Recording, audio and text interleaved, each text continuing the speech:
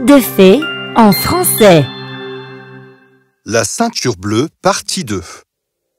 Après avoir été choisi par la ceinture bleue magique dans la forêt sombre et avoir découvert les véritables intentions de son oncle et de sa tante, Léo a quitté sa maison et a décidé de vivre dans la forêt sombre par lui-même. Léo ne s'était jamais aventuré aussi profondément dans la forêt auparavant. Mais pour une raison quelconque, il avait toujours été attiré par la jungle mystérieuse. Il avait entendu des histoires d'esprits et de fantômes de la part des villageois, mais il ne les avait jamais crus. Comment quelque chose d'aussi beau peut-il être quelque chose d'aussi effrayant? Léo ne croyait ni à la magie, ni aux fantômes. Hein? C'était quoi ça? Léo sortit rapidement sa ceinture et la plaqua au sol. Sa ceinture bleue se transforma en épée. Il était prêt à attaquer tout ce qui sauterait de ce buisson. Hein? Léo avait peur, mais il devait se protéger. Ah! Léo n'avait jamais vu une créature aussi grosse auparavant. Mais la créature n'attaqua pas. Elle semblait intriguée par Léo et, à la surprise de Léo, se prosterna devant lui. Instinctivement, Léo baissa l'épée et se prosterna en réponse au loup. Bien que ne connaissant rien d'autre que sa maison et le village, Léo savait que toutes les créatures méritaient d'être respectées. « Salut, je suis Léo. Pourquoi j'ai l'impression que tu me connais? »« Wow! Hé hé hé hé! Tu as besoin d'un ami, mon pote. J'aime tes yeux rouge sang, tu le sais. À partir de maintenant, je t'appellerai Red. » Léo continua cette aventure avec Red. Il était heureux de trouver de la compagnie. Mais Léo ne savait pas que, de l'autre côté de Morana, son destin se préparait.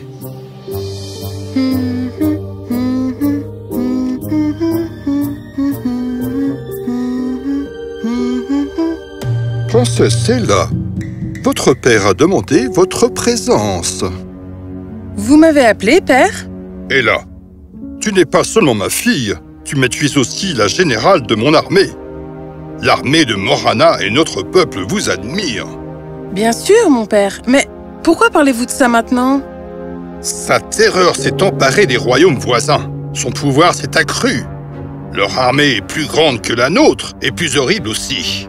J'ai évité la guerre pour protéger notre peuple, mais je crains que nous ne puissions plus l'éviter. La guerre est vraiment inévitable. Père, de qui parlez-vous? C'est Roll. Père, en tant que votre fille et générale de notre armée, je promets d'apporter la paix aux nôtres et aux royaumes voisins. Nous marcherons immédiatement sur Cérol. Je vais vaincre le roi de Cérol. Aucune quantité de magie ou de mauvais moyens ne va maintenant le protéger de son destin. Loin de la belle Morana se trouvait Cérol, qui était gouverné par le roi déchu Ogli. Les fleurs ne fleurissaient pas dans cet endroit et cette terre aride n'avait jamais porté de fruits. Ella, la capable, la forte, princesse de Morana? Une si belle princesse.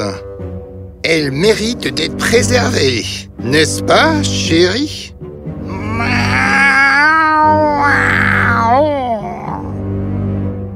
Une beauté comme la sienne doit rester telle qu'elle est.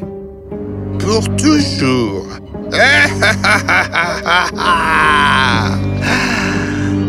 Avec ma potion magique, elle aussi gèlera dans le temps. Mancas! Y a-t-il assez de potions maintenant pour empoisonner le ruisseau, mon ami fidèle?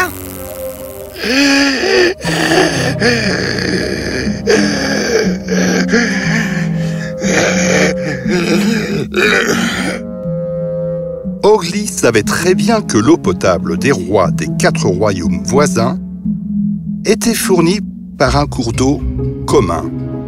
Tout ce que j'ai à faire est d'empoisonner ce ruisseau et tous les rois seront figés dans le temps.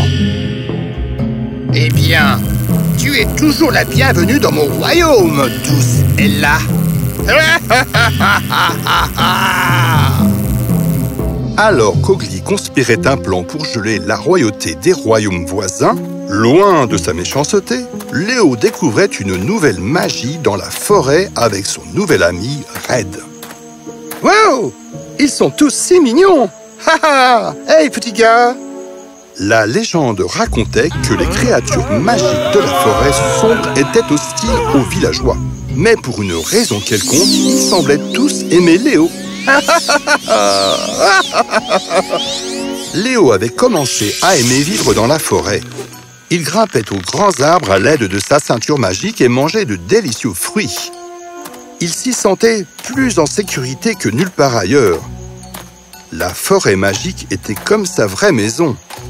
Les arbres, les plantes, les animaux aimaient tous Léo et le protégeaient et le soignaient. Ignorant le mal qui rôdait autour, Léo était heureux avec son petit monde et était occupé à l'explorer. De l'autre côté, la potion de congélation d'Ogli se préparait.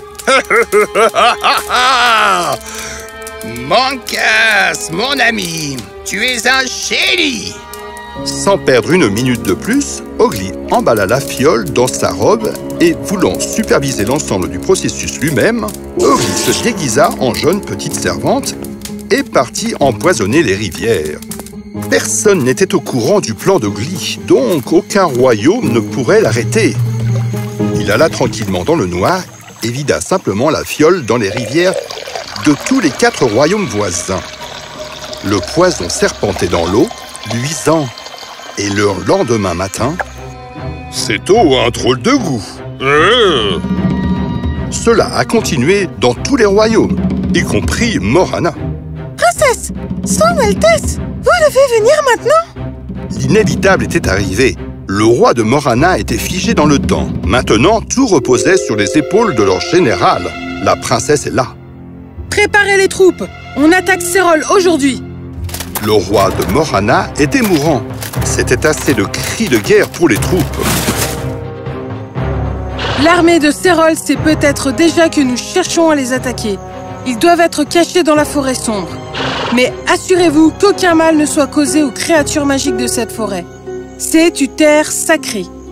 Mais malheureusement, l'armée de Cérol ne considérait pas cette terre comme sacrée. Comme Ella l'avait pensé, l'armée de Cérol se cachait dans la forêt.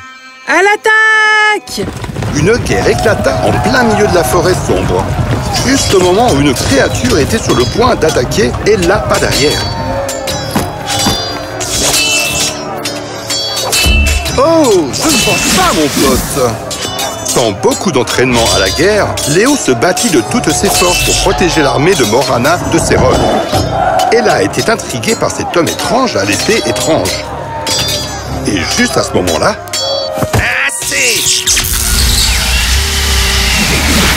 Votre arrogance sera la mort de votre peuple, princesse. Soumettez-vous à ma grandeur maintenant. Vous êtes un monstre. Votre grandeur est dérivée de votre magie noire. Morana préférera mourir plutôt que de se soumettre à votre règne maléfique. Décongelez mon père tout de suite. Comment? Le roi est gelé? Ha ha ha! Votre papa vous manque, princesse? Peut-être aimeriez-vous être glacée pour ressembler à votre père? Ella tint courageusement bon. Mais soudainement, Léo s'interposa entre la magie d'Ogli et Ella. Ah! Non! Stupide mortel! Mais quelque chose se passait, le vent dans la forêt avait changé de cap. Les hyènes criaient et les oiseaux se mirent à gazouiller bruyamment. À la surprise de tous. La ceinture bleue de Léo brilla et il ouvrit la glace. Léo était maintenant l'homme avec une perle bleue brillante sur son front. Il se tenait grand et il était différent du Léo innocent et silencieux d'avant la guerre. Le nouveau Léo était plus fort avec des yeux prêts au combat. Comment? C'est impossible! Ah! Comment? Non, ce n'est pas possible! Tu es un mythe! Le protecteur légendaire de la forêt magique! C'est juste une histoire! Vous ne pouvez pas être réel! Léo tapa du pied sur le sol et toutes les racines et les arbres devinrent plus grands pour correspondre à Ogli qui flottait au-dessus. Ils saisissèrent ses bras et ses jambes et le tirèrent, l'écrasant au sol. Ah! Oh! Vous ne méritez pas votre pouvoir, Ogli. Vous avez récupéré ce pouvoir des créatures magiques de cette forêt sacrée. Je rendrai ce pouvoir à ceux qui le méritent vraiment. Léo leva la main et extrait tout le pouvoir d'Owgli et pour le rendre à la forêt. Owgli était maintenant un homme mortel. Comment? Que s'est-il passé?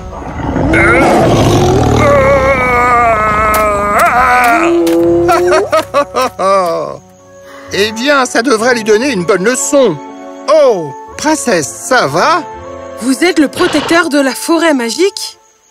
Eh bien, c'est quelque chose que j'ai réalisé récemment aussi. Cela ressemble à une sacrée affaire, n'est-ce pas? C'est une grosse affaire. Ne savez-vous pas?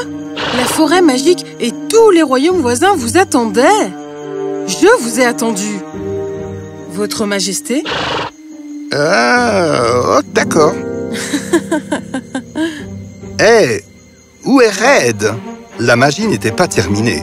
Red buvait l'eau de l'étang qui venait de retrouver sa magie. Et en quelques instants, Red s'était transformé en femme. Comment? Qui êtes-vous? Je suis la malheureuse qui a été éloignée de son fils à cause de la malédiction du mauvais Owgli. Et je suis aussi la mère chanceuse du protecteur de la forêt magique. Comment? Mère?